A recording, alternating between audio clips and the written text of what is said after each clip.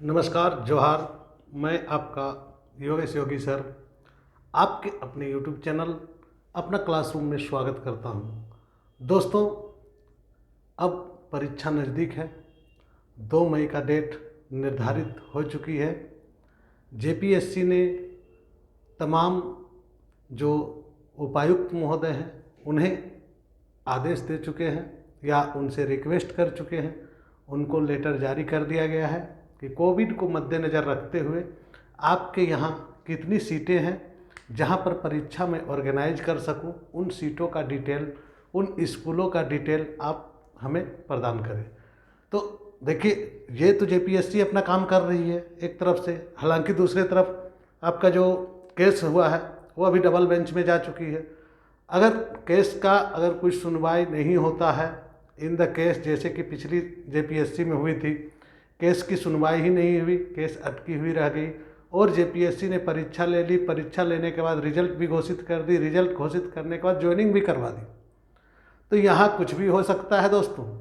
तो ऐसी स्थिति में जिन्होंने भी फॉर्म भरे हैं और जो परीक्षा की तैयारी कर रहे हैं वे अपने परीक्षा को अब एक कदम और आगे बढ़ा के सोचेंगे और ज़्यादा से ज़्यादा क्वेश्चन आंसर्स को करने की कोशिश करेंगे। अभी तक जो सेशंस चल रहे थे हमारे, वे सेशंस थे आपके क्लास से संबंधित। अब यहाँ पर सेशन संबंधित हो जाएंगे सार संग्रह। जैसे कि आप प्रतियोगिता दर्पण या अन्य किसी भी प्रकाशन की किताबें पढ़ते हैं तो उसमें एक टॉपिक होता है, एक जो पेज होता है वह सार संग्रह का होता है। उसमें 2 तरह के होते हैं, पहला एक जीएस होता है, दूसरा करंट अफेयर्स का भी होता है। तो आज जो हम लोग जो झारखंडी सार संग्रह हम लेके आए हैं, यह सार संग्रह आपको वन लाइनर टाइप से बताया जाएगा और वन लाइनर टाइप से ये सारे क्वेश्चन जो आपने आज तक पढ़े हैं और आपने जो तैयारी की है उन तैयारी को आंकने के लिए काफ़ी है। और जो नहीं पढ़ पाए हैं उसे नोट डाउन कर लेंगे, क्योंकि ये जो प्रश्न मैं आपके सामने डिस्कस करूँगा, ये सारे प्रश्न कहीं ना कहीं पूछे जा चुके हैं और आगे भी पूछे जाने की संभावनाएं बहुत ही ज़्यादा हो जाती है। तो दोस्तों, आपने अभी तक जो सेशंस देखे हैं, क्लास के सेशंस देखे हैं और सार संग्रह के सेशंस नहीं देखे हैं। क्योंकि ऑब्जेक्टिव अगर मैं बताता हूँ, वस्तुनिष्ठ बताता हूँ, तो उसमें वो इम्पोर्टेंस नहीं नज़र आती है जितने की सार संग्रह में। यह जो सेशन है, इस सेशन को जब आप एक बार सुन लेते हैं पूरे वीडियो को, तो आपका जो 25 मैंने सार संग्रह में लिखा है प्रश्न, उन 25 प्रश्नों के साथ आपके कई ऐसे भी प्रश्न सॉल्व हो जाते हैं जो प्रश्न आपको समझ में नहीं आते हैं। तो यहाँ तात्पर्य है यह बोलने का मेरा कि इससे रिलेटेड प्रश्न भी अगर बनते हैं तो आप उसे भी आसानी से सॉल्व कर सकते हैं। तो यहाँ क्या करना है, आपको पूरे वीडियो में बने रहना है और पूरा वीडियो को देखना है। एक भी प्रश्न जैसे आपकी नहीं छूटे, ऐसी मैं कामना करता हूँ। और जेपीएससी की जो परीक्षा है, प्रारंभिक परीक्षा, जैसा कि आपने देख लिया है कि 4,75,000 फॉर्म जो कि आधिकारिक डाटा दिया जा चुका है, 4,75,000 फॉर्म अभी तक सबमिट हो चुके हैं। और अगर ऐसे में अगर 4,75,000 कैंडिडेट परीक्षा देते हैं तो कंपटीशन कितना टाइट हो जाता है। तो आप ज़्यादा से ज़्यादा कोशिश करें प्रश्नों को सॉल्व करने का और ज़्यादा से ज़्यादा कोशिश करें कहीं से भी जो भी जुगाड़ होती है उस जुगाड़ के अनुसार अपने प्रश्न को बनाने का, प्रश्न को लिखने का, प्रश्न से प्रश्न बनाने का और प्रश्नों की प्रकृति को समझने का। जेपीएससी सबसे पहले यही चाहती है कि आप प्रश्नों की प्रकृति को समझें और प्रश्नों का तब उत्तर दें। दोस्तों, यहाँ पर मैं एक बात और कहना चाहूँगा कि आप लोगों ने जितने भी सेशंस देखे हैं, चाहे मेरे हो या किसी अन्य एजुकेटर के या कोई भी यूट्यूब चैनल में आपने देखे हैं, तो उनसे जो भी सेशन से आपको जो भी ज्ञान मिला है उन ज्ञानों को अप्लाई करने का कोशिश करेंगे और देखेंगे कि इसमें से जो मैंने अभी 25 जो टॉपिक बनाया या 25 जो वन लाइनर बनाया हूँ मैं, उन वन लाइनर में आप कितने को जानते थे और कितने को नहीं जानते थे। अगर आपको ऐसा लगता है कि नहीं मैं इसमें से अधिकतर को जानता हूँ तो आपके लिए बहुत अच्छा बात है। और अगर नहीं जानते हैं तो आप यकीन मानिए कि आपको पढ़ने की बहुत ज़्यादा ज़रूरत है। और अगर आपको पढ़ाई हो रही है तो इसे कंटिन्यू करने की बहुत ज़्यादा ज़रूरत है। लगातार पढ़ते रहना है। जेपीएससी का क्रैक करने का एकमात्र जो है तरीका यही है कि लगातार पढ़ाई करते रहनी है।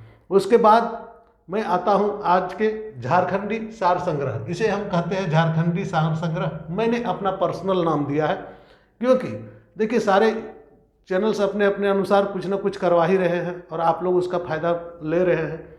मैंने इसे आपके प्रतियोगिता दर्पण में जैसे सार संग्रह होता है उसी प्रकार से हमने इसे झारखंडी सार संग्रह नाम दिया है, जो कि झारखंड पेपर से रिलेटेड सार संग्रह आपको उपलब्ध कराने की मैं कोशिश कर रहा हूँ। तो चलते हैं। पहला जो सार संग्रह के अनुसार पहला जो मैंने लिया है प्रश्न वह क्या है, वह प्रश्न संथाल विद्रोह को किस अन्य नाम से भी जाना जाता है। दोस्तों इसमें ऑप्शन आएंगे आपके पास और ऑप्शन के बाद एक नाम आपको उसमें से सेलेक्ट करना होगा।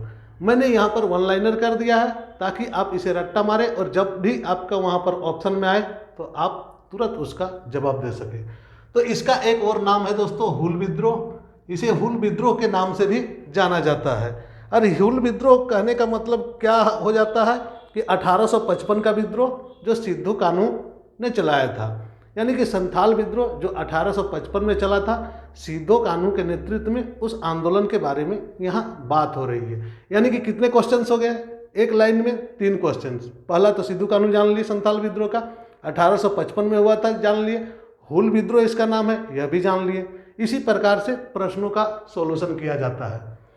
नेक्स्ट क्वेश्चन है भारतीय स्वतंत्रता संग्राम के पहले शहीद का गौरव किसे प्राप्त है। दोस्तों भारतीय स्वतंत्रता संग्राम में कई लोग शहीद हुए, परंतु इसमें से अगर प्रथम शहीद का अगर गौरव किसी को जाता है तो वह तिलका मांझी जी को जाता है। तिलका मांझी जी प्रथम जो है आपका स्वाधीनता शहीद हुए थे, जो प्रथम भारतीय स्वतंत्रता संग्राम में शहीद होने वाले थे। इनका जन्म कब हुआ था, तो इनका जन्म 11 फरवरी 1750 ईस्वी में हुआ था दोस्तों।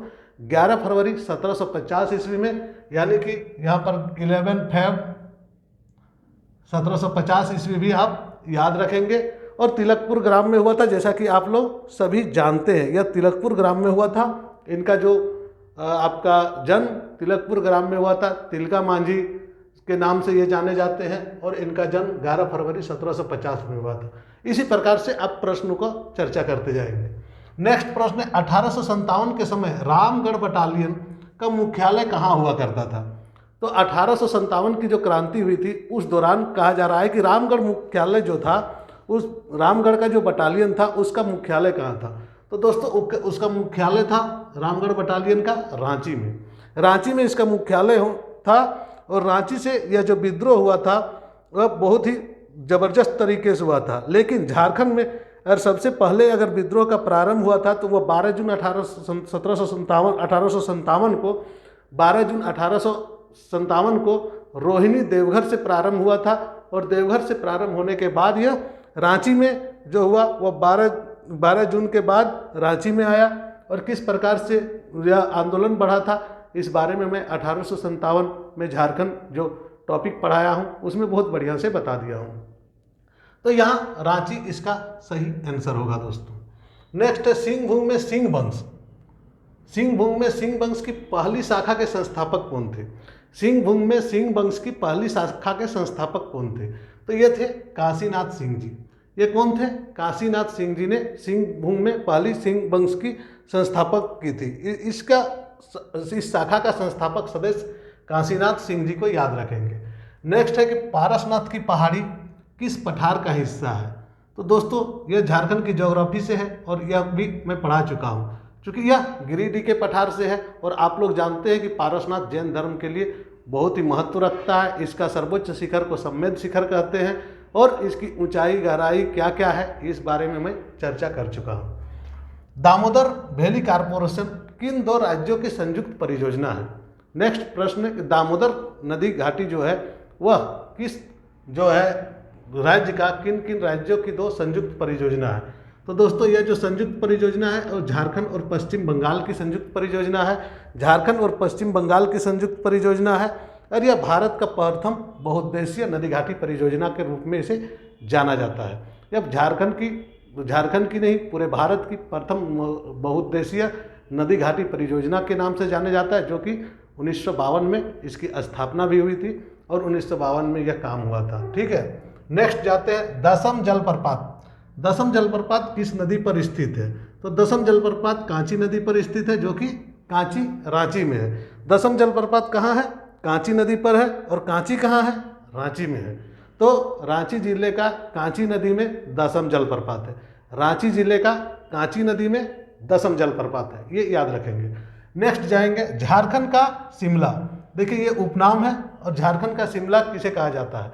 तो झारखंड का शिमला कहा जाता है रांची का एक जो प्रखंड है चूटूपालू, उसको कहा जाता है झारखंड का शिमला। शिमला जैसी यहाँ की रूपरेखा हो तो नहीं है, परंतु शिमला जैसी यहाँ की मौसम है, इस कारण से चूटूपालू को आपका झारखंड की शिमला कहा जाता है। तो रांची के चूटूपालू इसका सही उत्तर होगा दोस्तों। नेक्स्ट प्रश्न है बोनोनाइट। बेंटोनाइट जो होता है इसका निक्षेप झारखंड में कहाँ पाया जाता है? बेंटोनाइट का निक्षेप गंगा नदी के तलहटी पे पाया जाता है, यानी कि साहेबगंज जिला पे यह होगा। इसका आंसर साहेबगंज होगा। बेंटोनाइट कहाँ पाया जाता है? तो साहेबगंज में पाया जाता है। नेक्स्ट है बोकारो स्टील प्लांट। जो बोकारो स्टील लिमिटेड या बोकारो स्टील प्लांट जिसको बोलते हैं, वह किस देश के सहयोग से बनाया गया? यानी कि BSL का जो सहयोग, किस देश के सहयोग से BSL का निर्माण हुआ? तो उस समय सोवियत रूस था, इसलिए इसका आंसर सोवियत रूस होगा। और अगर सिर्फ रूस भी दे तो आप उसे रूस ही मारेंगे। और बोकारो इस्पात का जो निर्माण हुआ था सन 1964 में हुआ था, और 1964 में उस समय सोवियत रूस था, और सोवियत रूस के सहयोग से 1964 में इसका निर्माण हुआ था। तो दोनों क्वेश्चन जान लेंगे। 1964 में हुआ था BSL का निर्माण, यह भी क्लियर हो गया आपका। नेक्स्ट है कि संख्या की दृष्टि से झारखंड का सबसे बड़ी जनजाति कौन है? तो संख्या की दृष्टि से अगर बात करता है तो यानी कि 2011 की जनगणना को लेगा, अंतिम जनगणना जो हुई है। तो 2011 की जनगणना के अनुसार संथाल जनजाति की जो जनसंख्या है वह संख्या की दृष्टि से सर्वाधिक है। तो सर्वाधिक है तो कितना सर्वाधिक है ये भी जान लें। यह है 27.54 लाख, यानी कि 27.54 लाख जो जनसंख्या है वह संथाल जनजाति की है। और अगर पूरा डिटेल में बोलेंगे तो 27,54,723 इनकी जो 2011 के आंकड़े आए थे उसमें ये आपका जनसंख्या का वर्णन किया गया है संथालों की जातिगत जनगणना के अनुसार। नेक्स्ट प्रश्न बहुत ही इंपॉर्टेंट है, वेरी वेरी इंपॉर्टेंट, इसे जानेंगे। आदि धर्म पुस्तक के लेखक कौन है? तो आदि धर्म पुस्तक के लेखक रामदयाल मुंडा जी हैं। रामदयाल मुंडा जी ने आदि धर्म नाम से एक पुस्तक लिखी थी, जो बहुत ही फेमस पुस्तक है दोस्तों। और आदि धर्म पुस्तक के जो रचयिता है वो रामदयाल मुंडा जी है। नेक्स्ट है झारखंड राज्य के प्रथम मुख्यमंत्री कौन थे? तो झारखंड राज्य के प्रथम मुख्यमंत्री, हमको नहीं लगता है कि आप में से कोई ऐसे होंगे जो नहीं जानते होंगे। तो झारखंड राज्य के जो प्रथम मुख्यमंत्री थे वो बाबूलाल मरांडी जी थे। और बाबूलाल मरांडी जी भाजपा के लीडर थे, और भाजपा का शासन इस समय चला था। और झारखंड में बाबूलाल मरांडी के नेतृत्व में जो शासन चला उसका कार्यकाल था 15 नवंबर 2000 से 17 मार्च 2003 तक। 15 नवंबर 2000 से 17 मार्च 2003 तक, यानी कि 15 नवंबर 2000 से 17 मार्च 2003 तक, इतना दिन तक इन्होंने शासन किया था। तो यह है बाबूलाल मरांडी। तो नेक्स्ट क्वेश्चन में जाते हैं। NIDM के अनुसार झारखंड में कितने जलवायु क्षेत्र हैं? NIDM के अनुसार झारखंड राज्य में को कितने जलवायु क्षेत्र में बांटा गया है? तो इसका आंसर है, यहाँ पर 5 प्रकार के जलवायु पाए जाते हैं, इसलिए 5 प्रकार के क्षेत्र इसका सटीक आंसर है। इसके बाद बहुत ही इंपॉर्टेंट क्वेश्चन है, झारखंड में सदानों का मुख्य व्यवसाय क्या है? झारखंड में सदानों का मुख्य व्यवसाय क्या है? तो झारखंड में जो सदान है वे कृषि व्यवसाय से जुड़े हुए हैं, और वे लोग कृषि कार्य करते हैं।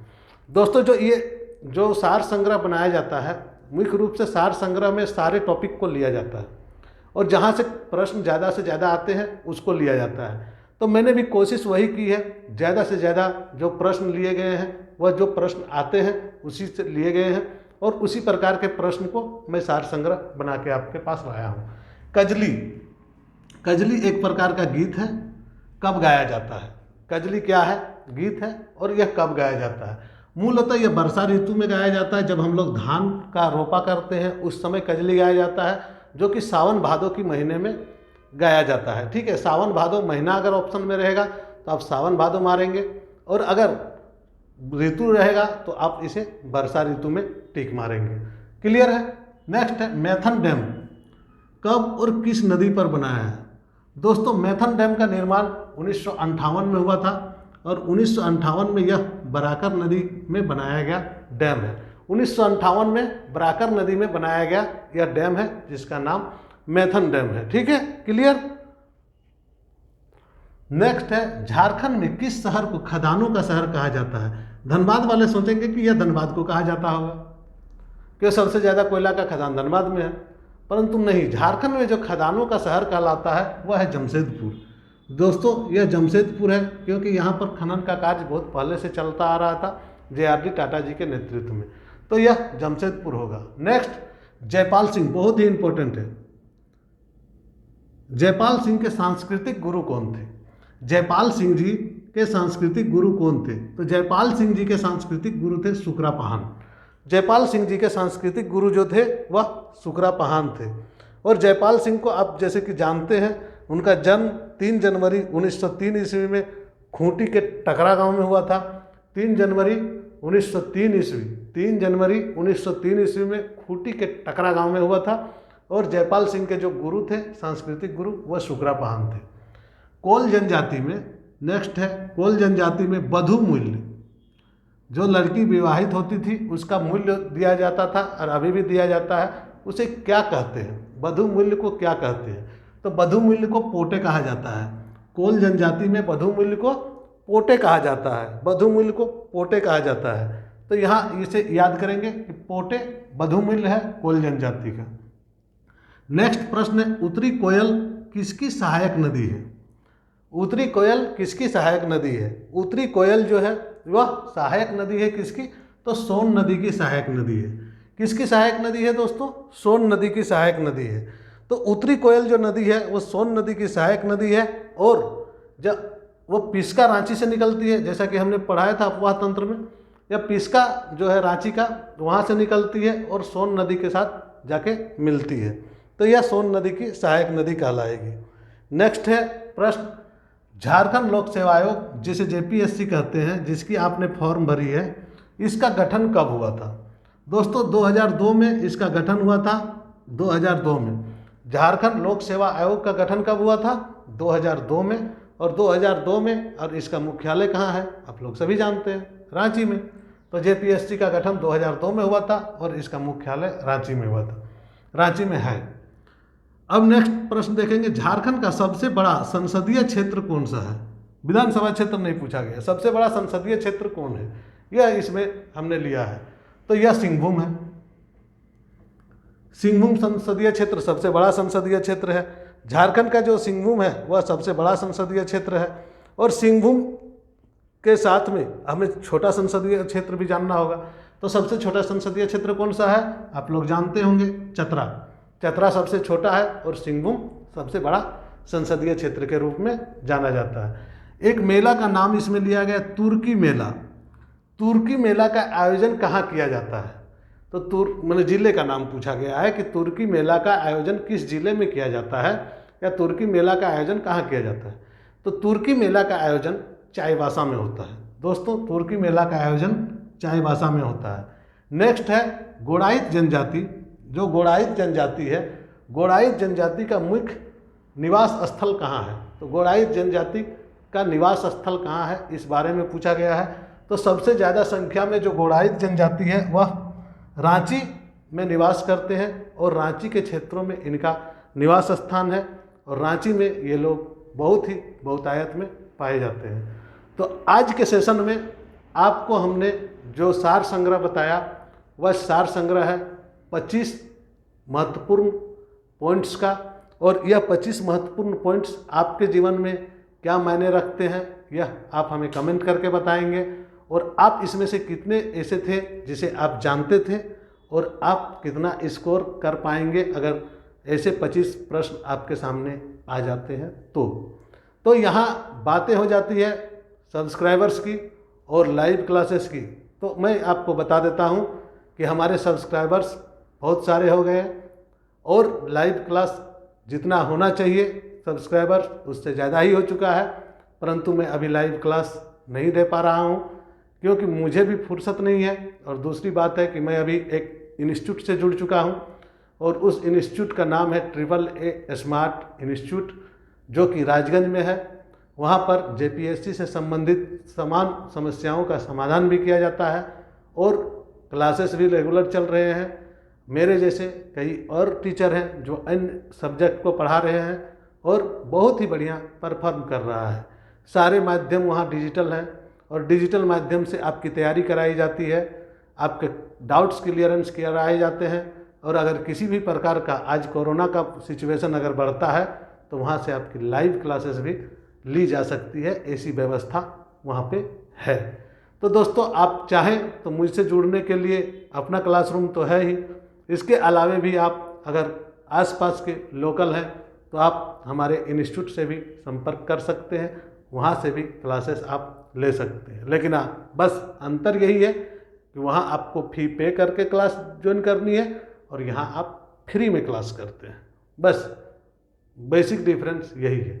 धन्यवाद, जोहार। मैं योगेश योगी सर आप सभी का पुनः आभार प्रकट करता हूँ। इतने ज़्यादा सब्सक्राइबर्स, आप लोगों को सब्सक्राइब करने के लिए, आप लोगों का प्यार और विश्वास दिखाने के लिए एक बार धन्यवाद। चलिए आगे बढ़ते हैं नेक्स्ट सेशन में।